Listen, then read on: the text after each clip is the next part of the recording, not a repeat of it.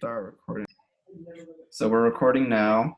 So let's just, I guess we'll pretend it's on Zoom anyways, right? So, hey Eli, how's it going? Hi, Eli. Nice to meet you. Nice to meet you as well.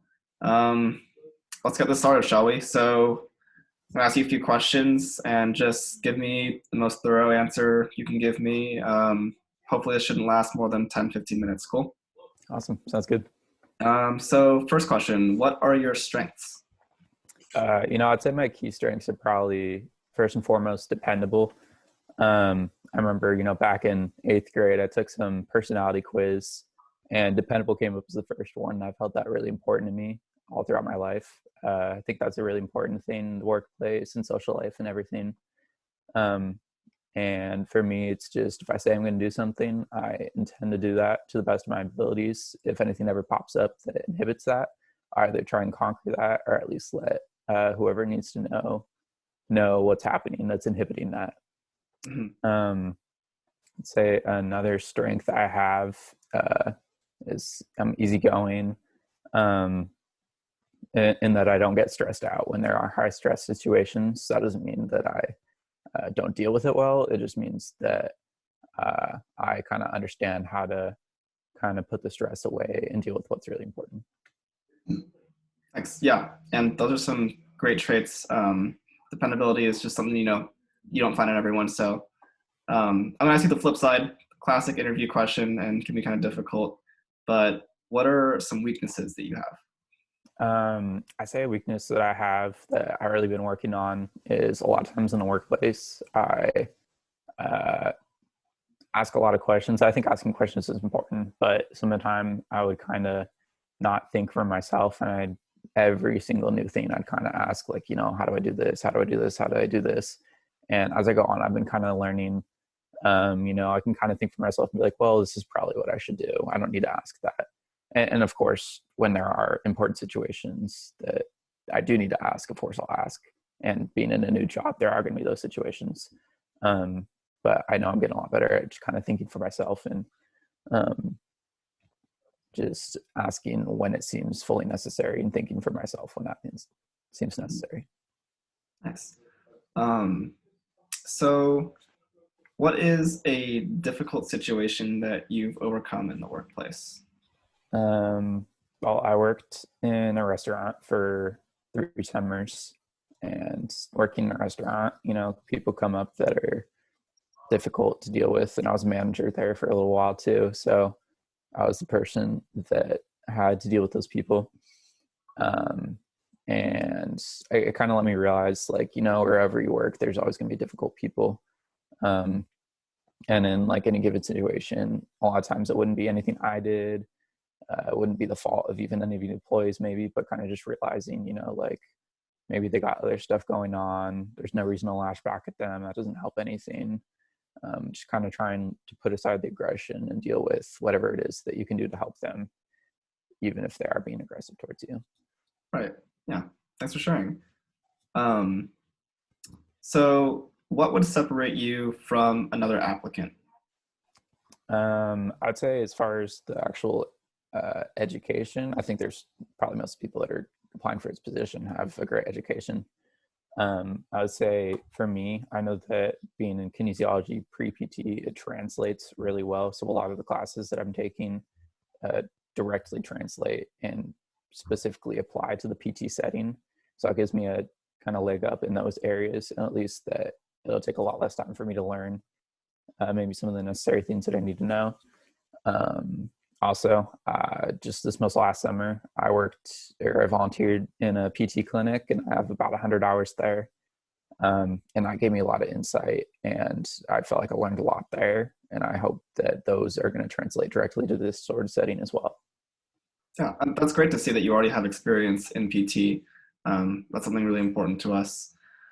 Um, so, relating to this job, why did you choose this job? Like, why would you like this job?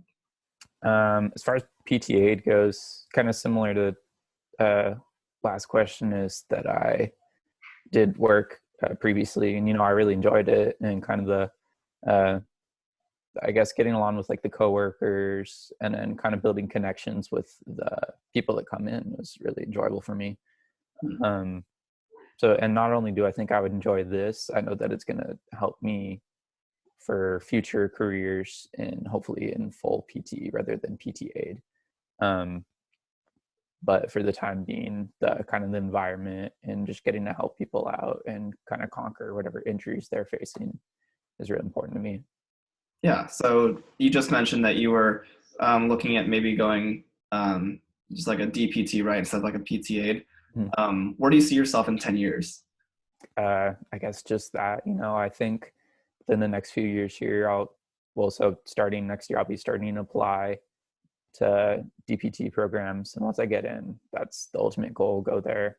So in 10 years, ideally be PT, um, wherever that takes me, we'll see. But I guess the ultimate goal is that, and eventually kind of working myself up in that and maybe starting my own PT program at some point. I don't think that's necessarily possible in 10 years, but I think that it'll be a good start within 10 years. Yeah, and I love that ambition. Honestly, like sounds like you have that well set up for yourself. Um, so, how do you think other people would describe you? Um, I think kind of similar to what I said before, it's dependable. I like being that person that people can come to talk about their problems, um, and people can feel comfortable sharing that with me. I think that kind of fits into the whole easygoing thing too. Um, and like I said, too, easygoing, I think is important as long as you get your work done. I really do get my work done. But I think the most important thing people probably see in me is confidence because I know for like my friends and people that meet me, I'm kind of the kind of person who'll just go out and like I could just talk to whoever, or give a speech in front of whoever. I gave a class, actually, I helped teach a class in giving speeches. Um, and so getting to teach that really did aid um, in my speech giving ability and my confidence. And uh, I think people are able to see that. Right on. Yeah, it's a really valuable skill to have. Glad you're developing it, while you're in school and taking a class on it. So one more question for you. What do you think your biggest professional achievement has been so far? I would say in that restaurant position that I had, getting promoted to manager was pretty awesome for shift manager. Just because, it showed like there were a lot of people that were older than me in the same position and showing that I kind of displayed the traits that made me qualified for that position meant a lot. Um, just having like a position of leadership and having to be relied on for that. And I know this translates pretty well to any future careers that I'll have. Um, and just having like that respect from everybody there meant a lot. So I think that was probably the biggest professional achievement I've had. Cool. And so that was all I had for you. Before we wrap this up, did you have any questions for me? No, I guess, what's your stance, I guess, on tattoos and piercings in the workplace? I don't mind wearing sleeves. They're great. All right. That's all I have, I guess. Yeah, it's a good thing to ask for, but generally we're pretty okay with it.